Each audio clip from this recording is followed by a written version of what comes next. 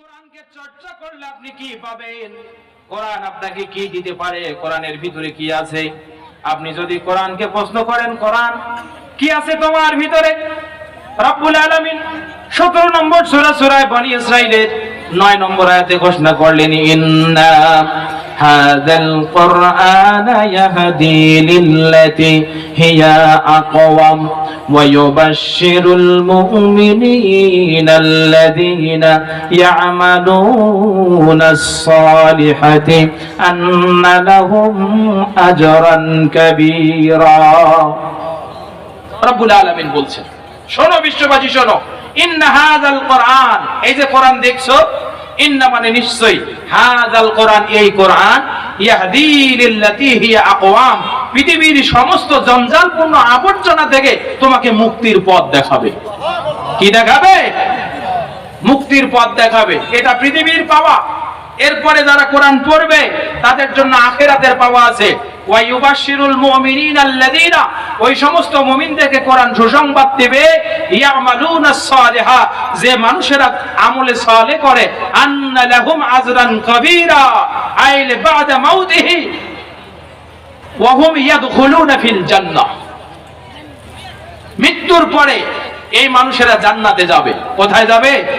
জান্নাতে যাবে। এখন আপনি বলবেন, হুজুর কোরআন তো পড়তেও জানি না, কোরআন শিখি নাই, বয়স 50-40, এই উঠছেন কেন? কথা কি ভালো লাগছে না? নাকি গান গাইবো? গান গাইতে পারবো না। শোনেন, আপনার জীবনের জন্য বলছি, আপনাকে কোরআন পড়া শিখতেই হবে আজকের পর থেকে। আপনি প্রশ্ন করতে পারেন, আমার বয়স 60 হয়ে গেল, আমার বয়স 50 হয়ে গেল, দাড়ি পেকে গেল, চুল পেকে গেল, এখনো কোরআন পড়া শিখলাম না, লজ্জা লাগে, কি হবে, কেমনে কোরআন শিখবো? আল্লাহর নবী মুহাম্মদ সাল্লাল্লাহু আলাইহি ওয়াসাল্লাম মিশকাতুল মাসাবি কিতাবু ফাযাইলিল কোরআন ফসলুল আউয়ালের ভিতরে আল্লাহর নবী মুহাম্মদ সাল্লাল্লাহু আলাইহি ওয়াসাল্লাম আয়েশা রাদিয়াল্লাহু বরাতে হাদিস, আয়েশা রাদিয়াল্লাহু বলছেন, ক্বালা রাসূলুল্লাহ সাল্লাল্লাহু আলাইহি ওয়াসাল্লাম, আল মাহিরু বিল কোরআনি মা'আস সাফারাতিল কিরামিম বারারা, জেনে রাখো আমার উম্মত, যারা কোরআনের পণ্ডিত হবে, যারা কোরআন ভালোভাবে পড়তে জানবে, কোরআন যারা শিখবে, কোরআনের হক হুকুক যারা বুঝবে, ওই ব্যক্তিটা যখন মারা যাবে কিয়ামতের ময়দানে, ইজা কামু ইলাল্লাহি লিল হিসাব, যখন তারা আল্লাহর দরবার হিসাবের জন্য দাঁড়াবে, আল্লাহ রাব্বুল আলামিন দয়া করে, মায়া করে কোরআনের ওই পণ্ডিত মানুষগুলোকে, যে ফেরেশতাগুলো পৃথিবীর জমিনে ওহী নিয়ে এসেছিলেন, ওই ওহী বহনকারী ফেরেশতাদের সাথে কিয়ামতে উঠাবে।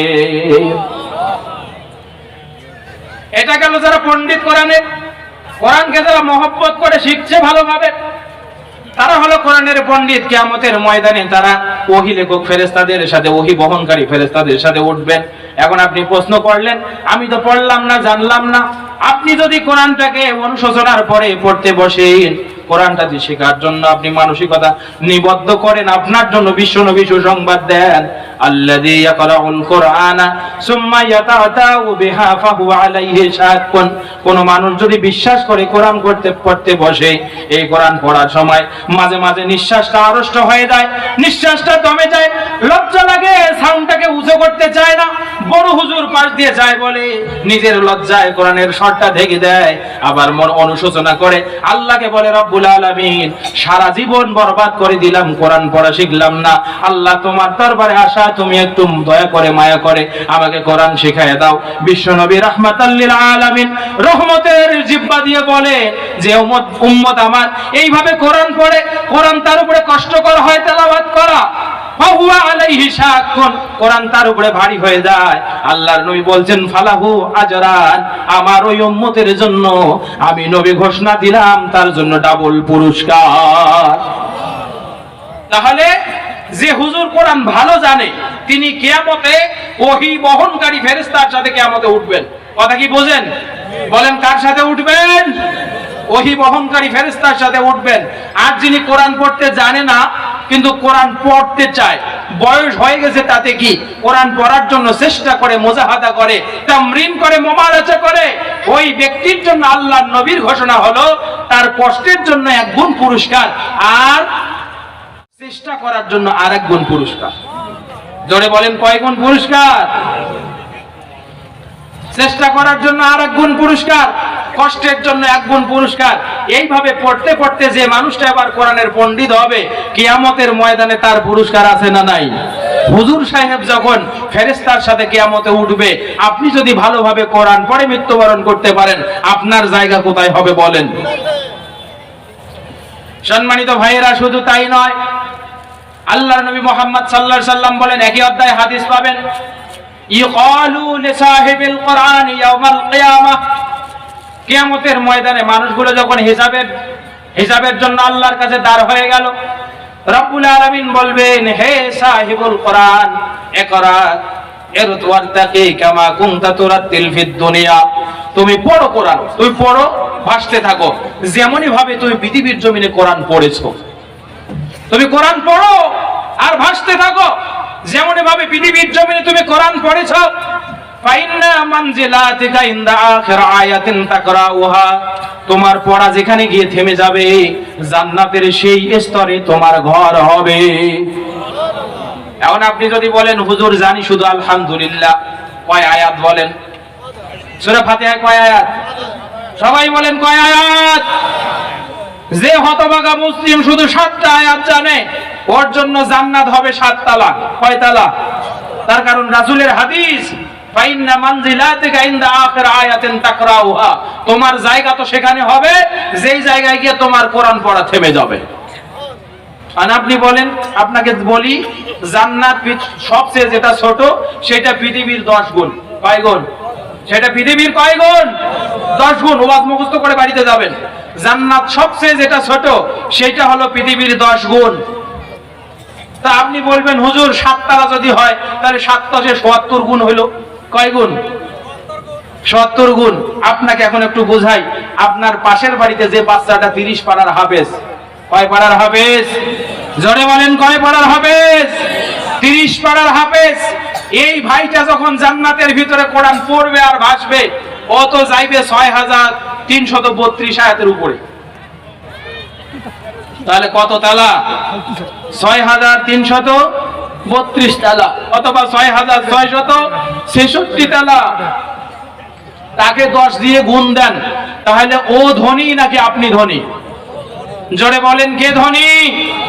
ও ধনী নাকি আপনি ধনী? জান্নাতে ধনী হতে চান কি চান না? কোরআন কি রেহেলের ভিতরে থাকবে নাকি চোখের সামনে আসবে?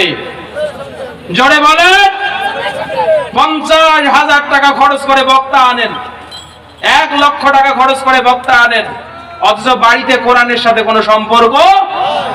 আপনার মতো কপাল পড়া হতভাগা মুসলিম এই বিশ্বে আর দ্বিতীয়টাও না। কোরআন পড়তে রাজি আছেন কিনা মুসলমান? প্রতিটা মসজিদে বক্তব্য হবে,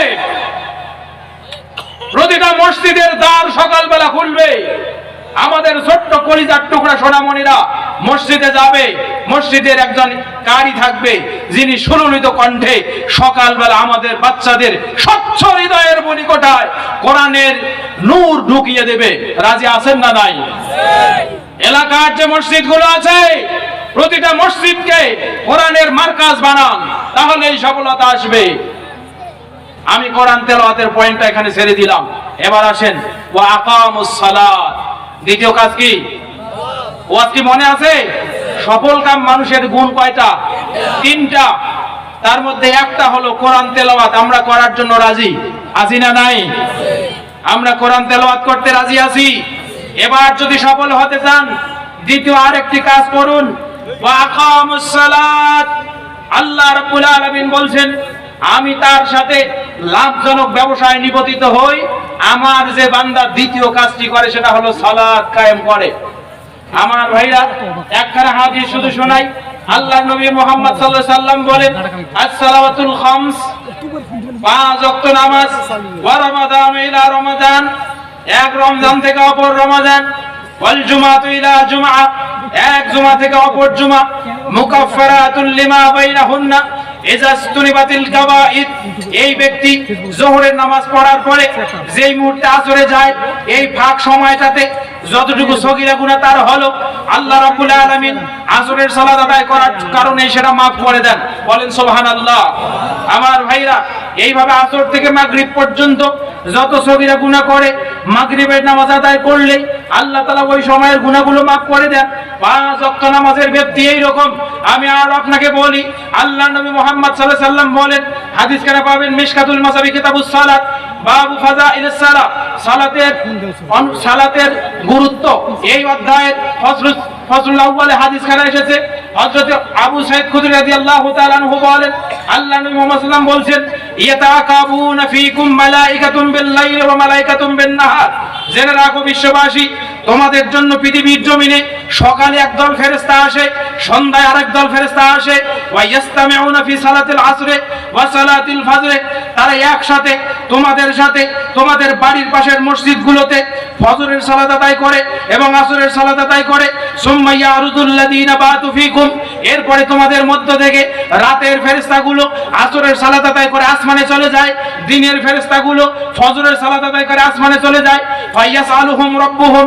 আল্লাহ রাব্বুল আলামিন তাদেরকে জিজ্ঞেস করেন, ওয়া হুয়া আ'লামু বিহিম। তিনি ভালো জানেন বান্দা সম্পর্কে। কাইফা তারাকতুম ইবাদি। হে আমার ফেরেশতা, কিভাবে তোমরা পৃথিবীর জমিনে আমার বান্দাগুলোকে রেখে এসেছো? ফেরেশতারা বলে, রব্বুল আলামিন তারাকনাহুম ওয়া হুম ইউসাল্লুন ওয়া আতাইনাহুম ওয়া হুম ইউসাল্লুন।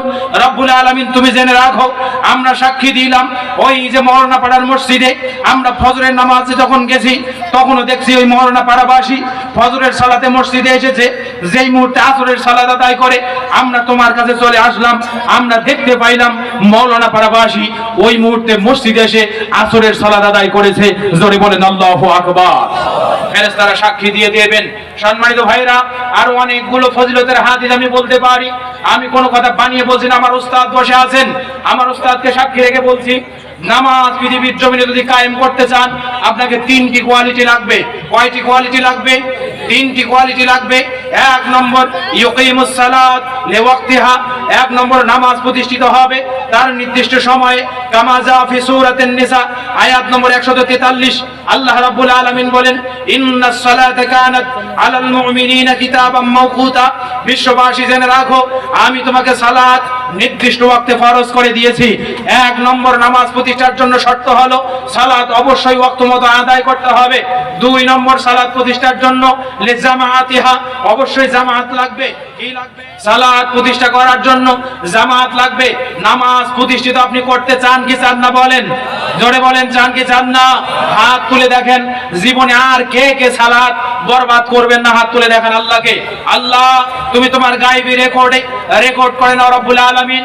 আমার সামনে যে মুসলমানেরা বসে আছে আজকার পর থেকে আর কখনো তারা সালাত মিস করবে না। হাত নামান। রব্বুল আলামিন বলছেন, দ্বিতীয় তরফা তোমাকে সালাত আদায় করতে হবে, ইকামত সালাত প্রতিষ্ঠিত করতে হবে। সালাত প্রতিষ্ঠার 2 নম্বর কোয়ালিটি, দ্বিতীয় শর্ত হলো ওয়ারকাউ মা'আর রাকিন।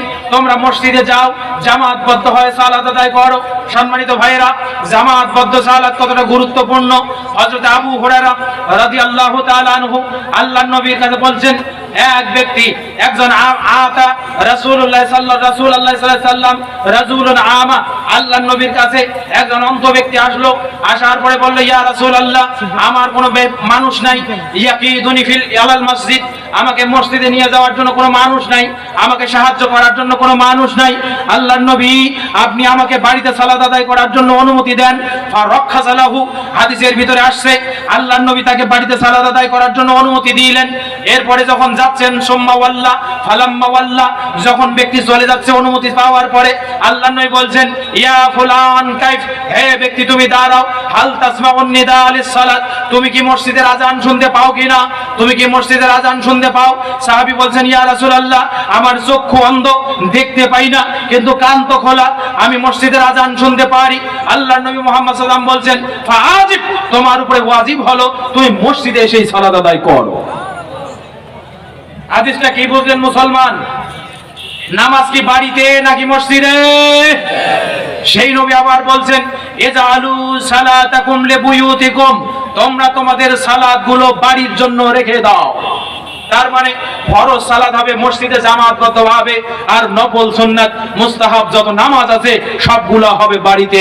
আল্লাহর নবী বললেন, লা তাজআলু বুয়ুতাকুম মাকাবিরা, লা তাজআলু বুয়ুতাকুম মাকাবিরা, তোমরা তোমাদের ঘরগুলোকে কবর বানাইও না, তোমরা তোমাদের ঘরগুলোকে সালাতের জায়গা বানিয়ে নাও। বলেন সুবহানাল্লাহি ওয়া বিহামদিহি।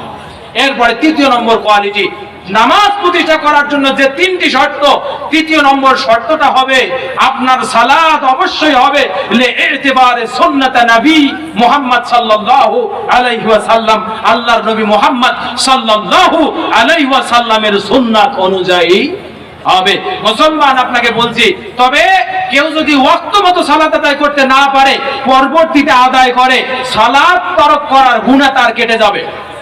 কেউ যদি জামাতে আদায় করতে না পারে 27 গুণ সওয়াব থেকে বঞ্চিত হবে, 1 গুণ সওয়াব হবে, তাসবিহ তাহলিল করার জন্য সওয়াব হবে। কিন্তু কেউ যদি আল্লাহর নবীর সুন্নাহ মেইনটেইন করে সালাত আদায় না করে, আল্লাহর কসম ওয়াল্লাহি তাল্লাহি বিল্লাহি ফাসালাতুহু ফাসিদা, এই একটি কোয়ালিটি যদি না থাকে আপনার সালাতে যদি নবীর তরিকা না থাকে, আপনার সালাতে যদি নবীর সুন্নাত না থাকে, আপনার সালাতটা নষ্ট হয়ে যাবে। সম্মানিত ভাইরা, এই তিন তারতিব মেইনটেইন করে সালাত আদায় করতে রাজি আছেন কিনা? সালাত নবীর সুন্নাহ মতো হবে। আমি ওই দিকে গেলে আমাকে যে কথা বারবার বলা হচ্ছে সেটা আমি করতে পারবো না, এই এলো বলে প্রধান মুফাসসির। তাহলে আমি এই জায়গায় দ্বিতীয় পয়েন্টটা ছেড়ে দিলাম। আমরা প্রথমত কোরআন তেলাওয়াত করতে রাজি হলাম, তাই না? দ্বিতীয়ত সালাত কায়েম করতে রাজি হলাম। সালাত আদায় না কায়েম বলেন? সালাত কি করতে হবে? কয় শর্তে? ওয়াক্ত মতো, জামাতে, নবীর সুন্নাহ অনুযায়ী। বলেন ওয়াক্ত মতো, বলেন ওয়াক্ত মতো, জামাতে, নবীর সুন্নাহ অনুযায়ী। এবার আসেন তৃতীয় নম্বর যে গুণ, আপনি যেটা অর্জন করলে পরে আল্লাহর সাথে লাভজনক ব্যবসায় নিবদ্ধ হতে পারবেন। আপনার ব্যবসায় শুধু লাভ আর লাভ হবে। আমি বলেন তো কয়টা কথা বলতে চাইছিলাম, মনে আছে? কি কোন? এক, কি? কোরআন তেলাওয়াত। 2, নামাজ কায়েম। 3, ইনফাক ফি সাবিলিল্লাহ। শুনেন, আপনাকে বলি, আমি সামারি বলছি, কত কথা যে আছে এর ভিতরে, বলতে গেলে 5 দিনও শেষ হবে না। এইভাবে যদি বর্ণনা করি বলতে পারবো ইনশাআল্লাহ, কোনো সমস্যা নেই। আপনাকে বলছি, আপনি যদি আপনার জীবনের জন্য আমল করতে চান, শুনবেন, এটা নিয়ে বাড়িতে যাবেন। এবার আসেন আপনার 3 নম্বর সফলকামিতার শর্ত, আপনি আল্লাহর রাস্তায় আপনার যে সম্পদ আল্লাহ আপনাকে দিয়েছেন এটা ব্যয় করবেন। এই ব্যাপারে আমি আল কোরআনের 63 নম্বর সূরার নাম মুনাফিকুন। সূরার নাম কি? মুনাফিকুন। 10 নম্বর আয়াত আল্লাহ রাব্বুল আলামিন বলছেন, ওয়া আনফিকু মিম্মা রাযাকনাকুম, তোমরা তোমাদেরকে যে সম্পদ, সেই সম্পদ থেকে আল্লাহর রাস্তায় ব্যয় করো। জেনে রাখো, তোমাদের কারো কারো ভিতরে, কারো কারো মাঝে, কারো কারো সামনে মৃত্যু এসে যাবে। ফায়াকুল রাব্বি লাউলা আখারতানি ইলা আযালিন কারীব, এবং ওই মৃত্যুর সময় ওই ব্যক্তিটা আল্লাহর দিকে তাকিয়ে বলবে, আল্লাহ, হে আল্লাহ, তোমার কাছে অনুরোধ, তোমার কাছে আমার প্রার্থনা, তুমি যদি আমাকে আর একটু সময় ছাড় দিতা। কি দিতা? আল্লাহ, আমার বিশ্বাস হয়েছে আমি মরে যাব, এখন এই যে আজরাইলকে আমি দেখতে পাচ্ছি, আজরাইল হাতে মুগুর নিয়ে আসছে, আল্লাহ তোমার কাছে মিনতি, তোমার কাছে আমার দরখাস্ত, তুমি যদি আর একটু সময় আমাকে ছাড় দিতা। তিনি 2টা কাজ করতে চাইবে। এক, খাস সাদকা, আল্লাহ যদি একটু সময় দিতা আমি সাদকা করতাম। কি করতাম বলেন? আপনি কি বুঝতে পারছেন আমি কি বলছি? যে মানুষটা মরে যাচ্ছে, আপনি সূরা ইয়াসিন নিয়ে বসেছেন, তাকে সূরা ইয়াসিন পড়ে শোনাচ্ছেন। তাফসীর ইবনে কাসির একটা দুর্বল রিওয়ায়াত এসেছে যে তোমরা তোমাদের মৃতপ্রায় মানুষদেরকে সূরা ইয়াসিন শোনাও, তাহলে তার মৃত্যু সহজ হবে। রিওয়ায়াতটা নিতান্তই দুর্বল, আমরা এটা বলি না এই জন্য মঞ্চগুলোতে। কিন্তু আপনি বসেছেন সূরা ইয়াসিন নিয়ে, আপনি পড়েন, আমি সমস্যা মনে করছি না। দুর্বল হাদিসও মাঝে মাঝে আমল করা যায়, তবে এত দুর্বল আমল করা যায় না। তো আপনি যা করছেন করেন। আপনি সূরা ইয়াসিন পড়াচ্ছেন, তো আপনি বলছেন এ তো মরেই যাবে, আর সে আল্লাহর কাছে ওই মুহূর্তে দরখাস্ত করছে, রব্বি, হে আমার রব, লাউলা আখারতানি, আল্লাহ একটু যদি সময় দিতা, ফাআসাদদাকা, আল্লাহ এই সময়টা পাইলেই, এই 5 মিনিট, এই 2 মিনিট, এই 1 মিনিট সময় পাইলেই আমি তোমার জন্য একটা আমল করতাম, আমার যে সম্পদ আছে এইটা তোমার দরবারে দান করে দিতাম। জোরে বলেন, কি করে দিতাম? দান করে দিতাম। কেন? ওই ব্যক্তিটা বলতে পারতো না, হে আল্লাহ একটু সময় দাও, ফাউসাল্লিয়া, আমি সালাত আদায় করব। আল্লাহ সময় দাও, ফাসুমা, আমি সিয়াম পালন করব। সালাত আদায় করতে চাইলেন না, সিয়াম পালন করতে চাইলেন না, দান কেন করতে চাইলেন? নিশ্চয়ই ব্যাপার আছে না নাই? জোরে বলেন, ব্যাপার আছে না নাই? এবার তাহলে একটা সূক্ষ্ম হাদিস শোনেন। আল্লাহ নবী মুহাম্মদ সাল্লাল্লাহু আলাইহি ওয়াসাল্লামের সাহাবী হযরত উকবা বিন আমির হাদিস খানা এসেছে, পৃথিবীতে একটা সহিহ হাদিসের গ্রন্থ আছে সহিহুল জামে। এই হাদিসে 3232 নম্বর হাদিস। হাদিসের ভিতরে আল্লাহ নবী সাল্লাল্লাহু আলাইহি ওয়াসাল্লাম বলেন, শুনে রাখো, সাদাকাতুস সিররি তুতফি গাদাবার রাব্বি। জোরে বলেন আল্লাহু আকবার। কোন ব্যক্তি যদি গোপনে দান করে, কি করে? গোপনে যদি কোনো ব্যক্তি দান করে, তাহলে এই দানের বদৌলতে আল্লাহ তার উপরে আসমান সম রাগ নিয়ে বসে আছেন, এই রাগটা প্রশমিত হয়। কি হয়? জোরে বলেন, কি হয়? ওয়াইন্নামা ইয়াস্তাজিল্লুল মুমিনু ইয়াউমাল কিয়ামাতি ফি জিল্লি সাদাকাতিহি। এবং কিয়ামতের ময়দানে যতক্ষণ পর্যন্ত আরেকটি riwayat এসেছে, কুল্লু মরিইন ইয়াকুমু ফি জিল্লি সাদাকাতিহি হাত্তা ইউফসালা বাইনাহুমা আও হাত্তা ইউহকামা বাইনাহুমা আল্লাহ।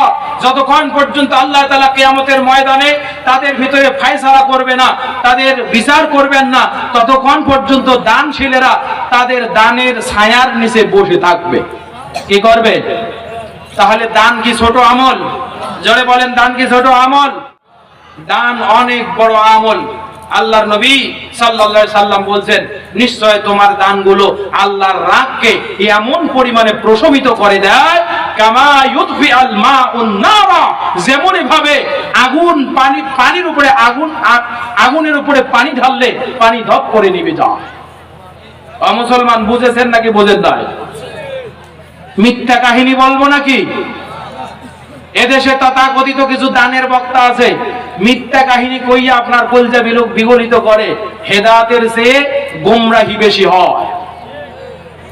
আচ্ছা বলেন, আপনি কিয়ামতের ময়দানে যখন আপনার মাথার উপরে সূর্যটা ছায়া দেবে, তখন যদি আপনার দান আপনার উপরে ছায়া দেয়, যখন সূর্যটা আপনার প্রতি রোদ খরতাপ প্রশমিত করবে, তখন যদি সেখানে আপনার দানটা আপনার মাথার উপরে ছায়া হয়, ব্যাপারটা ভালো হয় নাকি মন্দ হয়? জোরে বলেন, কি হবে? অবশ্যই ভালো হবে।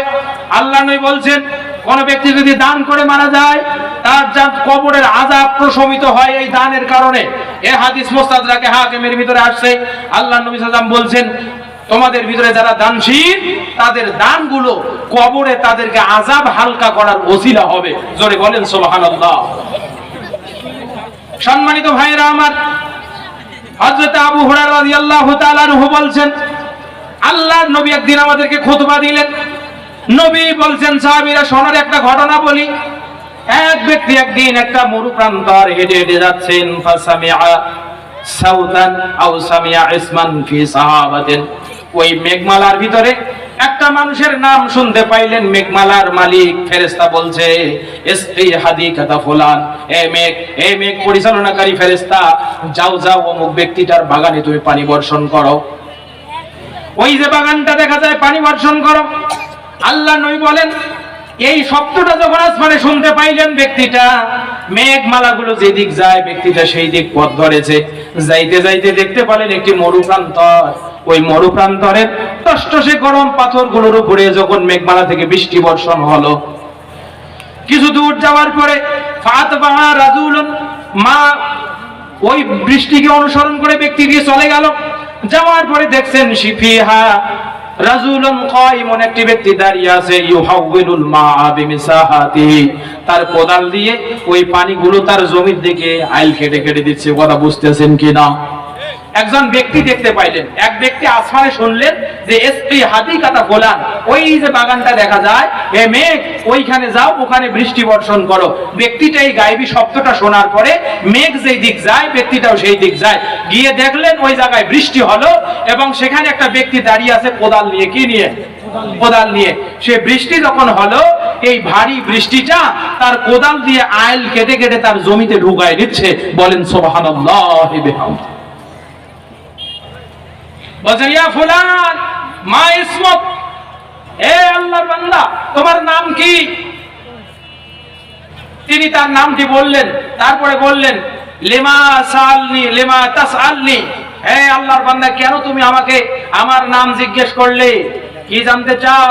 ব্যক্তি বলছে, আমি জানতে চাই, আসমান থেকে শুনতে পারলাম মেঘমালার ভিতরে তোমার নামে বৃষ্টি বর্ষণ করার কথা। মাজা তাফআল অথবা মাজা তাসনা, তুমি এই বাগানে কি করো সেইটা আমি একটু জানতে চাই। জানতে চান নাকি চান না? যে কারণে আসমান থেকে বৃষ্টি হলো, মরু প্রান্তরে কারো জমিতে বৃষ্টি হয় না।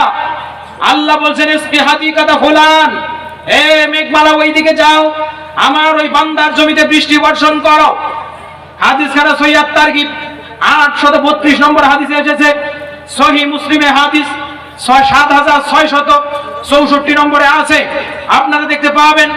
আল্লাহর নবী তখন বললেন, ওই ব্যক্তি বলল, আমি তো স্বভাবতই আমার এই আমলের কথা কাউকে বলি না, তুমি যেহেতু জানতে চাইলে তাই আমি তোমাকে বলছি। জেনে রাখো, যেই মুহূর্তে আমার এই বাগানে সম্পদ হয়, ফল ফসলাদি হয়, আমি অপেক্ষায় থাকি যখন আমি সম্পদটা আমি কেটে বাড়িতে নিয়ে মাড়াই করি, সমান 3টে ভাগে ভাগ করি। ফাতাসাদদাকা সুলুসাহু, আমি এখান থেকে 1 ভাগ সদকা করি। ওয়া আকুলু সুলুসা ওয়া আহলি, আমি আমার এবং আমার পরিবার 1 ভাগ নিজে ভক্ষণ করি। ওয়া আরুদ্দু সুলুসা, এবং 1 ভাগ দিয়ে আবার আমার এই সোনার জমিনে আমি ফসল রোপণ করি। বলেন সুবহানাল্লাহি বিহামদি। সম্মানিত ভাইরা, এই হাদিসটি আমি আপনাকে শোনার পরে আপনাকে যে কথাটি শিক্ষাটি দিতে চাই সেটা হলো, আপনি যদি দান করেন আপনার ফসলে বরকত দিবেন তিনি কে? জোরে বলেন কে? জোরে একবার আল্লাহকে ডাক দেন, আল্লাহ, আল্লাহু আকবার। আর একটি হাদিস শোনেন, হযরত আদি বিন হাতেম রাদিয়াল্লাহু তাআলা আনহু তিনি বলছেন, আল্লাহর নবী মুহাম্মদ সাল্লাল্লাহু আলাইহি সাল্লাম একদিন আমাদের সামনে ভাষণ দিলেন। দেওয়ার পরে বলছেন, মা মিনকুম আমিন আহাদিন, তোমাদের ভিতরে এমন কেউ নেই, সায়ুকাল্লিমুহুল্লাহু ইয়াউমাল কিয়ামা লাইসা ফীহিমা ফীহি বাইনাহু ওয়া বাইনাল্লাহি তারজুমান, তোমাদের ভিতরে প্রতিটা ব্যক্তির সাথে কিয়ামতের ময়দানে আল্লাহর কথা হবে। কার কথা হবে? বলেন কার কথা হবে? কিয়ামতের ময়দানে হিসাবের জন্য যখন আমরা আল্লাহর কাছে দাঁড়াবো, আল্লাহর নবী বলছেন, তোমাদের প্রত্যেকের সাথে আল্লাহ রাব্বুল আলামিন হিসাবের জন্য কথা বলবেন। সেদিনটা এমন হবে না যে তোমার কোনো উকিল থাকবে, সেদিনটা এমন হবে না যে কেউ আল্লাহর কথা তোমার ভাষায় তোমার কাছে উপস্থাপন করবে, সেদিন এমন কেউ থাকবে না যে তোমার কথাটা তোমার আল্লাহর ভাষায় আল্লাহর কাছে উপস্থাপন করবে। বরং আল্লাহর সাথে তোমার সাথে আল্লাহর মুখোমুখি কথা হবে। বলেন আল্লাহু আকবার। আল্লাহর নবী তখন বলছেন, ফায়ানজুরু ইলা আইমানাহু ফালা ইয়ারা ইল্লা মা কদ্দামা, সে তার ডান দিকে তাকাবে, সে অতীতে যা প্রেরণ করেছে পৃথিবীর জীবন থেকে সেইটা ছাড়া আর কিছুই দেখতে পাবে না। ফায়ানজুরু ইলা মা শামা, তার বাম দিকে তাকাবে, ফালা ইয়ারা ইল্লা মা কদ্দামা, সে তার বাম দিকে তাকিয়ে দেখবে শুধুমাত্র তার আমলনামা ধুধু পড়ে আছে, কোনো কিছুই দেখা যায় না, সে শুধু তার জীবনের আমল দেখতে পাবে। ফায়ানজুরু ইলা বাইনা ইয়াদাই ফালা ইয়ারা ইল্লান নার তিলকা ওয়াজহি, এরপরে যখন সামনের দিকে তাকাবে বিভৎস অবস্থা, জাহান্নামের থই থই করা আগুন দেখতে পাবে। ও মুসলমান, আপনাকে বলছি, ডান দিকে তার আমলনামা দেখবে, বাম দিকে তার আমলনামা দেখবে, সামনে তাকালে জাহান্নামের আগুন দেখবে। বলেন পরিস্থিতি ভয়ঙ্কর নাকি শান্তিময়? ভয়ঙ্কর। ডান দিকের আমলনামা সাক্ষী দেয় কিছুই নেই, বাম দিকের আমলনামা সাক্ষী দেয় কিছুই নেই। ব্যক্তি এবার হতাশ হয়ে যখন সামনে তাকাবে, থই থই করা আগুন, উত্তপ্ত আগুন, যে আগুনের লিলিহান শিখা বের হয়, মনে হয় তাকে আগুন আহ্বান করছে। এই পরিস্থিতি আল্লাহর নবী কাঁদছেন, চোখের পানি ছেড়ে দিয়ে বলছেন, আমার সাহাবী, আমার সঙ্গী সাথী, শোনো, ফাত্তাকুন নারা ওয়ালাউ বিশিক্কি তামরাতিন, তোমরা ওই আগুনকে ভয় করো যদিও একটি খেজুর দান করেও হয়। তাহলে সেই আগুনকে ভয় করার মূল মানদণ্ড কি? ওই যে হাদিসটি বলছিলাম, আগুন পানি পাইলে যেমন নিভে যায়, আপনার দান আল্লাহর গোচ্ছাকে তেমনি নিভিয়ে দেয়। বলেন সুবহানাল্লাহ। সম্মানিত ভাইরা, এবার আপনাকে বলছি, আল্লাহর নবী মুহাম্মদ সাল্লাল্লাহু আলাইহি ওয়াসাল্লাম বলছেন, আচ্ছা এতক্ষণ পর্যন্ত হাদিসগুলো শুনলেন, মনে থাকবে আপনাদের? আমি কি বানিয়ে বলছি কোনো কিছু? সবগুলো টাটকা সহিহ হাদিস, একটাও দুর্বল কিংবা জাল নয়। আমার ওস্তাদ বসে আছে এখানে, সামান্যতম দুর্বলতা নাই এই হাদিসগুলোর ভিতরে। আমি এতক্ষণ পর্যন্ত আপনাকে যে হাদিসগুলো শোনালাম দানের উপরে, এবার আমি আপনাকে একটা জায়গায় নিয়ে যাব। আল্লাহর নবী তিরমিজির সহিহ হাদিসে বলছেন, মান বানা লিল্লাহি মসজিদান বানাল্লাহু লাহু বাইতান ফিল জান্নাহ। বলেন সুবহানাল্লাহি বিহামদি। হে পৃথিবীর মানুষ, আমার উম্মত তোমরা শুনে রাখো, তোমরা কলিজায় হাত দিয়ে একটু চিন্তা করে দেখো, আমি নবী তোমাদেরকে বলছি, মান বানা লিল্লাহি মসজিদান ফিদ দুনিয়া, কোন ব্যক্তি যদি পৃথিবীর জমিনে একটা সাজদার জায়গা বানায়, একটা সাজদার জায়গাকে পরিপাটি করে, বানাল্লাহু লাহু বাইতান ফিল জান্নাহ, আল্লাহ তাআলা কিয়ামতে বিচারের পরে, হিসাবের পরে জান্নাতে তার জন্য একটা সুন্দর সুরম্য অট্টালিকা তার বাড়ি নামে তৈরি করে রেখে দেবে। না সুবহানাল্লাহ জোর নাই। এখন বলছেন হুজুর পকেটে হাত দিতে হবে, তাই না? এটা মসজিদ উন্নয়নের জন্য মাহফিল। লিল্লাহি তাকবীর। প্রধান মুফাসসিরের আগমন। আমাদের পক্ষ থেকে, মাওলানা পাড়াবাসীর পক্ষ থেকে ভাইকে নিয়ে আসেন, বসতে দেন। আমার ভাইরা, ভাই আসেন।